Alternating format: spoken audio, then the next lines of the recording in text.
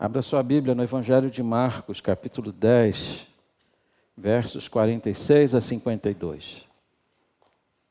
Se tiver alguém do seu lado, não tem um exemplar da Bíblia, divida o seu. Ou indica um dos exemplares que a gente tem. Tem pessoas que talvez não saibam manusear a Bíblia e encontrar o texto, então ajude essas pessoas a fazerem isso agora. Essa é uma passagem muito conhecida da Bíblia. Dizem que pregar texto muito conhecido é mais difícil que pregar texto que o povo nunca ouviu um dia, né? Que impõe um desafio para o pregador. Então, eu falo assim, eu quero ver o que ele vai trazer de novo aí. Isso aí tudo eu já conheço, né? E um dos problemas nossos é a presunção quando a gente se aproxima da Bíblia. A gente acha que porque já ouviu uma passagem várias vezes, essa passagem não tem mais nada para nos ensinar. Mas a gente se esquece de um fato. A Bíblia é o quê? É a palavra de Deus e a palavra de Deus está viva. O mesmo texto que você leu há um tempo atrás, você leu hoje, você encontra verdades novas. Deus fala coisas novas. Marcos capítulo 10, versos 46 a 52 diz assim: Então chegaram a Jericó. Quando Jesus e seus discípulos, juntamente com uma grande multidão, estava saindo da cidade, o filho de Timeu, Bartimeu, que era cego, estava sentado à beira do caminho pedindo esmolas. Quando ouviu que era Jesus de Nazaré, começou a gritar: Jesus, filho de Davi, tem misericórdia de mim. Muitos o repreendiam para que ficasse quieto, mas ele gritava ainda mais: Filho de Davi, tem misericórdia de mim. Jesus parou e disse: Chamem-no. E chamaram o cego. Ânimo, levante-se, ele o está chamando. Lançando sua capa para o lado, de um salto, pôs-se em pé e dirigiu-se a Jesus. O que você quer que eu lhe faça? Perguntou-lhe Jesus. O cego respondeu: Mestre, eu quero ver. Vá, disse Jesus. A sua fé o curou. Imediatamente ele recuperou a visão e seguiu Jesus pelo caminho. Amém? Vamos orar? Oh Deus, aqui está diante de nós a tua palavra. E eu peço que o Senhor destranque os nossos ouvidos, o nosso entendimento e os nossos olhos, ó Deus, todos os obstáculos que possam existir sejam tirados agora, para que nós possamos ouvir a tua voz, compreender a tua palavra, que haja luz no nosso entendimento, mas haja também, ó Deus, fogo nos lábios do pregador. Abençoe para que esta hora seja uma hora para a edificação da igreja, mas seja também uma hora de salvação para aqueles que estão perdidos e longe da senda da salvação. Nós te oramos assim, no precioso e doce nome de Jesus. Amém. Tome assento, por favor. Essa é uma passagem que está registrada nos 3 evangelhos sinóticos, Mateus, Marcos e Lucas, provando a importância dela, mostrando para nós o quanto este evento, este milagre, tocou o coração dos discípulos e fez com que esta palavra fosse registrada. Aliás, nós estamos aqui diante de um milagre até então inédito. Nunca tinha acontecido um milagre de cura de cego. Interessante você ler todo o Antigo Testamento. Você encontra até a ressurreição de mortos, mas nunca vai ler sobre a cura de um cego no Antigo Testamento. Quando esse milagre está sendo registrado uma obra nova, inusitada, e só Jesus pode fazer coisas novas. Quero chamar sua atenção para alguns pontos na minha introdução. Primeiro, lembrar a vocês o senso de direção de Jesus. Jesus está fazendo a sua última caminhada. Jesus está a caminho de Jerusalém. Jesus está indo para a sua viagem definitiva. Jesus vai encerrar o seu ministério. Jesus vai ser preso, julgado e pregado na cruz do Calvário. E agora Jesus está indo para Jerusalém. Mas é curioso que este capítulo começa dizendo que Jesus tinha saído da Judéia. E o caminho que saía da Judéia para Jerusalém não era este. Esse era o caminho mais longo. Jesus, para fazer o caminho da Judéia para Jerusalém, passando por Jericó, significava que Jesus ia caminhar 50 quilômetros a mais. E é certo que Jesus não está fazendo esse caminho porque Ele quer caminhar mais, nem porque Ele tem tempo de sobra, porque tempo Ele não tem mais. A agenda da redenção havia alcançado o seu clímax. Jesus está fazendo a caminhada derradeira. Jesus vai concluir a obra que o Pai havia confiado em suas mãos desde a eternidade.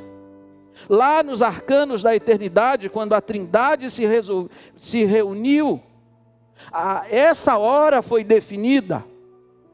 Ele está caminhando mais, não é porque tem tempo para gastar.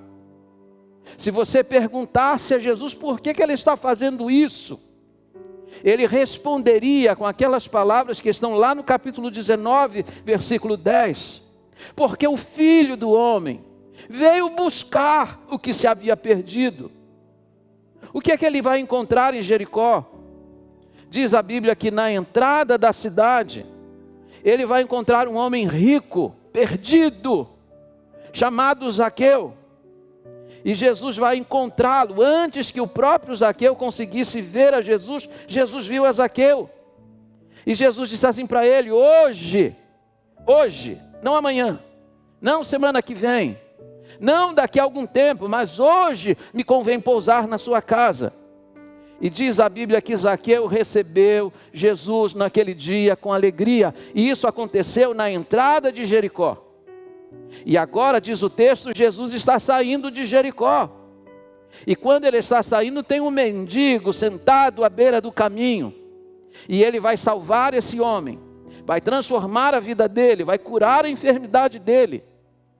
Jesus não caminhou a mais porque tinha tempo, ou que queria caminhar e fazer uma caminhada mais longa. Jesus fez esse caminho para alcançar duas vidas que viviam extremos opostos. Um muito rico e o outro muito pobre. Um que não tinha honra para receber alguém em casa e outro que não tinha casa para receber. Mas Jesus fez seu caminho passar por lá. Esse é o senso da direção de Jesus. Ele faz o seu caminho passar por onde nós estamos.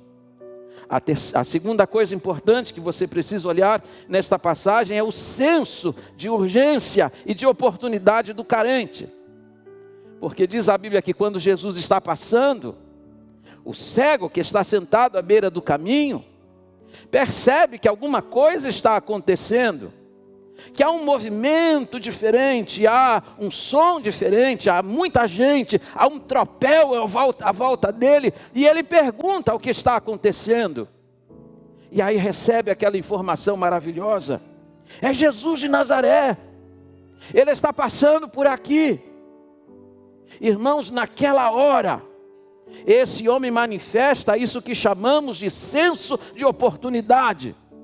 Ele começa a gritar por Jesus: Jesus, filho de Davi, tem compaixão de mim. Sabe o que é importante? É que ele percebeu que aquela era a sua hora, que aquela era a sua oportunidade. Ou ele agarrava aquela oportunidade, ou ele perdia para sempre. A gente nunca sabe quando será a última vez. A gente nunca sabe quando será a última oportunidade. Confesso a vocês que todas as vezes que eu venho para essa tribuna, eu venho com esse senso. Quantas vezes mais? Será que é a última vez que eu vou pregar? Como a gente não sabe quando será a última oportunidade, a gente sempre precisa usar de uma responsabilidade muito grande para aproveitar as oportunidades que a graça de Deus põe nas nossas mãos. A terceira coisa importante que você precisa olhar comigo nessa passagem é o senso de misericórdia de Jesus. a um mendigo clamando ali à beira do caminho. Ninguém se importava com ele. Aliás, a gente faz isso, não é? A gente define quem é importante e quem não é importante. Quando o Titanic afundou, colocaram assim uma nota garrafal em um jornal. Hoje morreu fulano de tal e mais 1954 pessoas. Só tinha uma pessoa importante no navio, o restante eram pessoas que estavam apenas lá. A gente faz essa distinção, esse aqui é importante, aquele não é, aquele ali é apenas um mendigo. Mas quando o mendigo e cego começou a clamar, diz o texto, e Jesus está na sua caminhada para Jerusalém. Jesus está indo para entregar sua vida no Calvário. Diz o texto de forma lacônica, Jesus parou. Quando ele gritou, Jesus parou. Tinha tantas vozes no lugar. Era uma caravana que está indo para Jerusalém, tinha cantos, tinha instrumentos, tinha gente gritando, tinha animais, tinha crianças ali, mas Jesus ouviu a voz dele. Tem mais de 7 bilhões de pessoas no mundo, mas Deus ouve distintamente a voz de cada um. Quando você clama, Ele ouve. Quando ele clamou, Jesus ouviu e parou. Aqui está o senso da misericórdia de Jesus. Ele não tinha honra, ele não tinha dinheiro, ele não tinha vistas, mas Jesus ouviu a voz dele e parou. O que é que você precisa olhar comigo nesta passagem? Existem 3 aspectos importantes nesta passagem. Primeiro, a vida de Bartimeu, antes do seu encontro com Cristo. Como é que era a vida dele? Quem era ele? E 3 verdades sobressaem diante dos nossos olhos. A primeira é que ele era cego e mendigo. Ele tinha 2 problemas na sua vida. Ele era duplamente carente.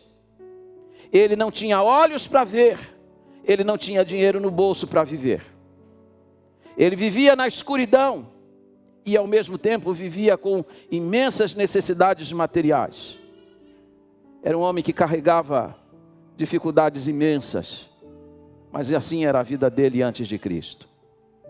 A segunda coisa importante que a gente percebe na vida dele antes do seu encontro com Jesus, é que esse homem não possuía uma identidade própria. Como é que ele é chamado aqui? Bartimeu, filho de Timeu. Só que Bartimeu não é nome próprio. Bartimeu é uma expressão do aramaico, que significa exatamente isto, filho de Timeu. Este é aquele homem que a gente diz assim, é o homem sem nome. A minha esposa, quando comemora o dia da esposa de pastor, ela fala assim, eu sou uma mulher sem nome. Na igreja, quer falar com quem? Quero falar com a esposa do pastor. Ela é conhecida como a esposa do pastor. Quer chamar a atenção do filho do pastor? É o filho do pastor, não tem nome. E às vezes isso acontece na vida. A gente tira esse aspecto de pessoalidade. Eu lembro de uma entrevista que eu acompanhei de um goleiro famoso do Santos, mas ele era conhecido como filho do Pelé. E ele disse um dia, as pessoas não sabem meu nome, só sabem que eu sou filho do Pelé, porque não se referem a mim pelo nome. Aqui está alguém que é conhecido não pelo seu nome, mas pelo nome do seu pai. Ele é Bartimeu, filho de Timeu. Não tem nome, não tem honra, não tem identidade, mas graças a Deus Jesus se importou com ele. Outra coisa importante sobre ele é que a Bíblia diz que ele está onde?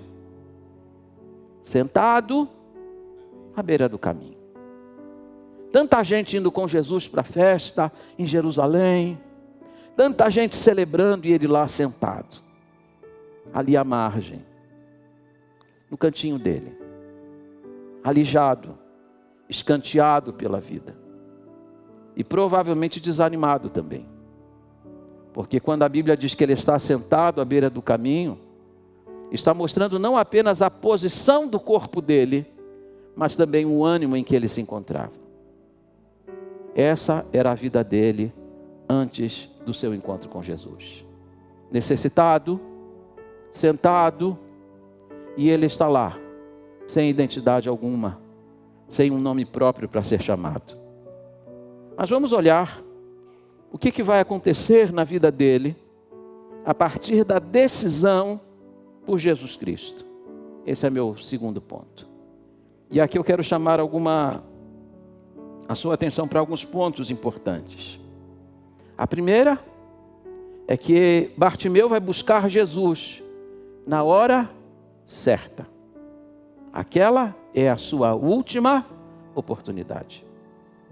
Meu pastor dizia que oportunidade é assim.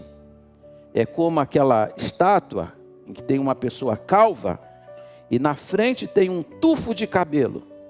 Quando ela passa, você tem que agarrar. Se não agarrar, você perde para sempre.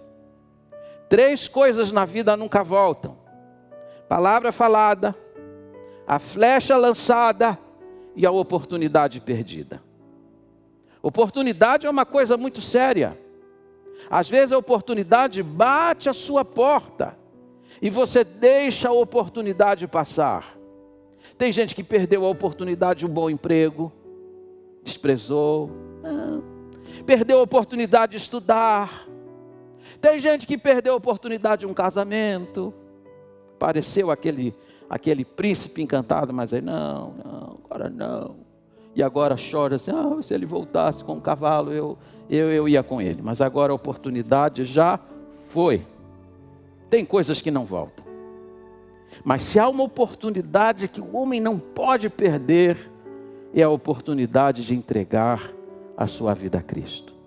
Sabe o que é interessante nesta passagem? É que Jesus está fazendo a sua última viagem. Nunca mais Jesus ia passar por ali. Se Bartimeu não clama por Jesus naquela hora, ele teria perdido a oportunidade para sempre. Mas ele buscou Jesus na hora certa. Segunda coisa, ele buscou a pessoa certa. Por quem ele clamou? Ele clamou por Pedro? Ele clamou por João? Ele chamou por algum dos discípulos? Não, senhores. Ele disse: Jesus, filho de Davi. Ele não errou o endereço. Ele clamou pela pessoa certa. Ele clamou pela única pessoa que podia salvar e transformar a vida dele. Nós nunca devemos errar o endereço. E ele foi muito preciso naquilo que ele fez. Ele clamou com profundo discernimento. A segunda coisa, aliás, a terceira importante, é que ele vai buscar a Jesus da maneira certa. Diz a Bíblia que enquanto ele está clamando por Jesus, a multidão tenta silenciá-lo. Fica quieto. Fica quieto. Por quê? Porque ele é apenas um mendigo, ele não tem honra, ele não tem distinção. Também pelo fato de que a viagem já está para ser concluída, faltam ainda 25 quilômetros, o pessoal está com pressa de chegar. Então fica quieto, não atrapalha, deixa ele seguir o caminho. Mas diz a Bíblia que quanto mais a multidão mandava ele ficar calado, mais ele o quê? Gritava. Ele mostrou aqui uma perseverança insubordinável. Vocês estão falando para eu ficar calado, mas eu vou gritar mais. Eu quero audiência com ele. Jesus, filho de Davi, tem compaixão de mim. Fica quieto. Jesus, filho de Davi, tem compaixão de mim. Ele está clamando pela pessoa certa. E ele não se deixa intimidar por aqueles que querem calá-lo. E é interessante que o termo que Lucas vai usar aqui para gritar é craso, que significa berrar, chorar em voz alta. Ele está berrando, ele está gritando, porque ele quer uma audiência com Jesus Cristo. Ele também vai buscar a Jesus com o sentimento certo. Jesus, filho de Davi, tem o quê? Tem o quê? Tem compaixão de mim. Ele está clamando com humildade. Ele não está pedindo direito, ele não está pedindo justiça. Flávio Josefo, historiador judeu, e embora essa história não esteja na Bíblia, a gente não deve desconfiar da historicidade desse fato. Flávio Josefo disse que Timeu, pai de Bartimeu, era um tipo de insurgente em Israel. Havia montado um grupo para tentar depor o governo dos romanos. E então ele foi preso. Ele foi destituído de suas posses. E o filho que o acompanhava, esse Bartimeu, foi preso também e teve os olhos vazados. Ou seja, ele perdeu tudo e perdeu a visão. Quando ele foi finalmente solto, ele não tinha casa para morar, ele não tinha vistas para ver. A única coisa que lhe deram quando ele foi solto foi uma capa onde estava escrito qual era a sua posição na sociedade. Ele é um esmoler, ele é um mendigo. Esse homem podia agora à beira do caminho gritar: Senhor Jesus, faz justiça para mim. Ele não clama por justiça, ele clama por compaixão. Ele está clamando com humildade. E Tiago, capítulo 4, verso 6, diz que Deus, ele resiste ao soberbo, porém Deus dá graça para quem? Aos humildes. Ele está clamando com um sentimento absolutamente certo. Mas ele também vai clamar com a atitude certa. Diz a Bíblia que quando Jesus o chama, ele dá um salto e lança de si o quê? A capa. Você sabia que aquela capa era muito importante para ele? Aquela capa o protegia durante o dia do sol e da poeira. Aquela capa era a sua cama durante a noite e o protegia do frio. Aquela capa era o seu guarda-roupa, porque ele guardava tudo nela. Mas quando Jesus chamou, diz a Bíblia que ele lançou de si a capa. Aquilo que era muito importante para ele foi colocado em segundo plano, porque existe alguém que está chamando.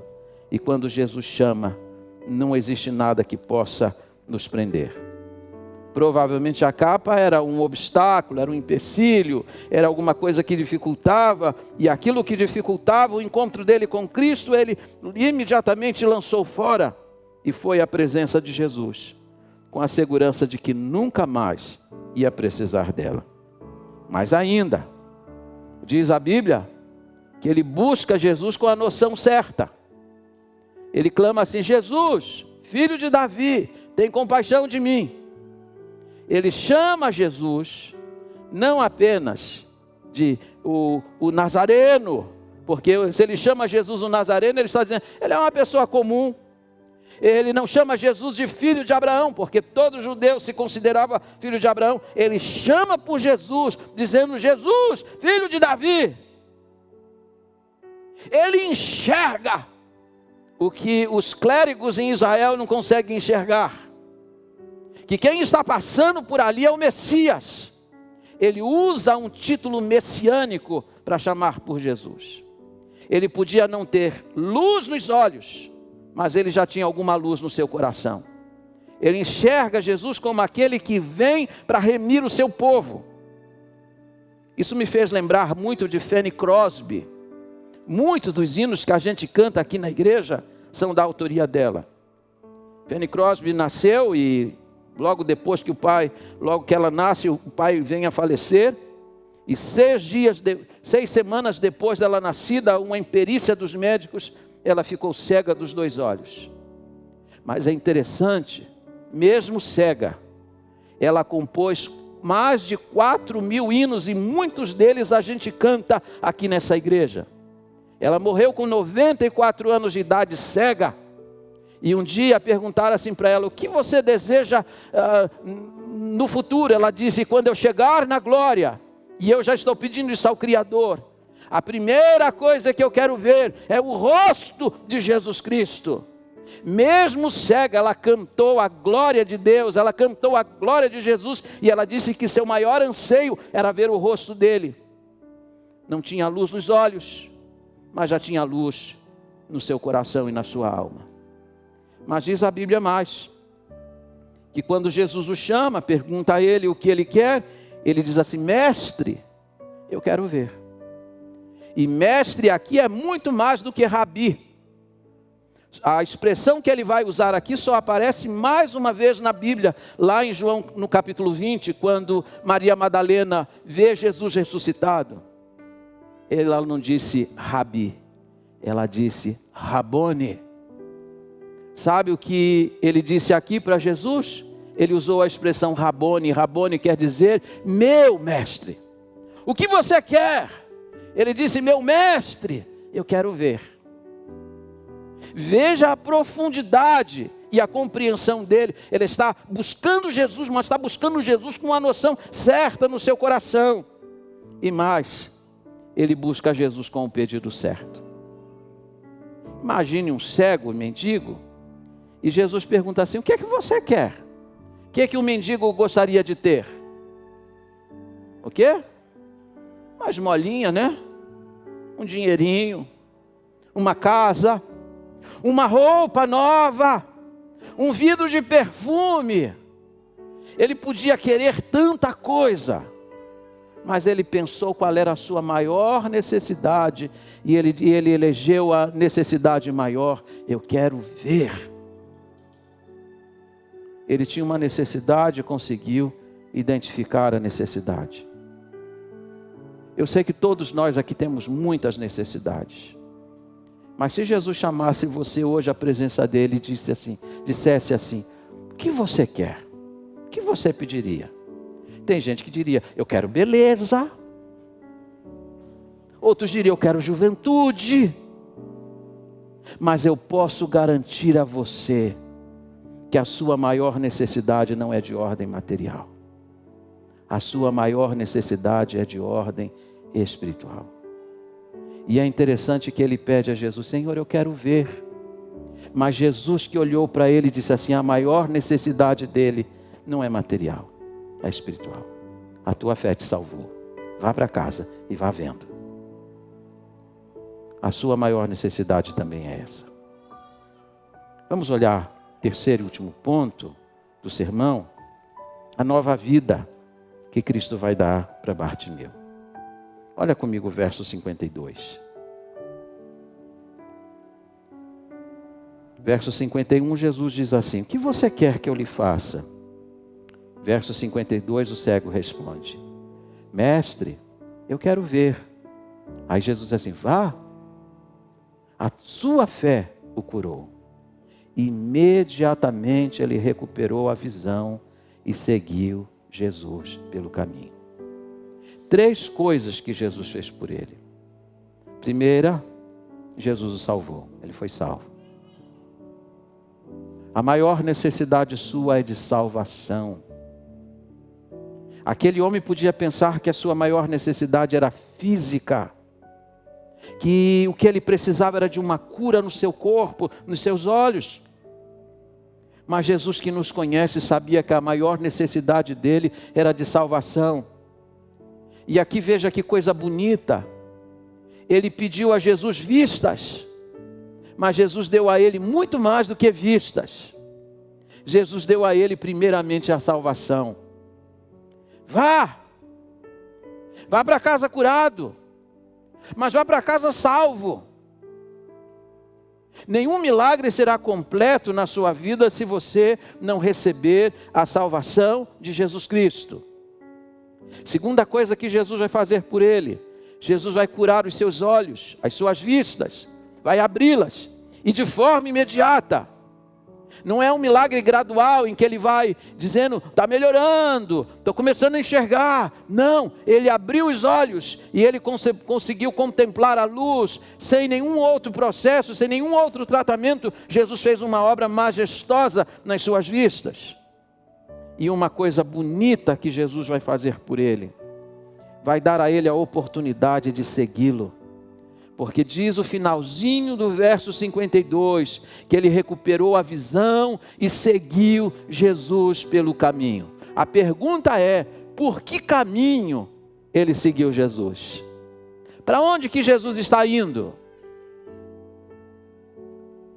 Onde que vai terminar o caminho de Jesus? Na cruz do Calvário.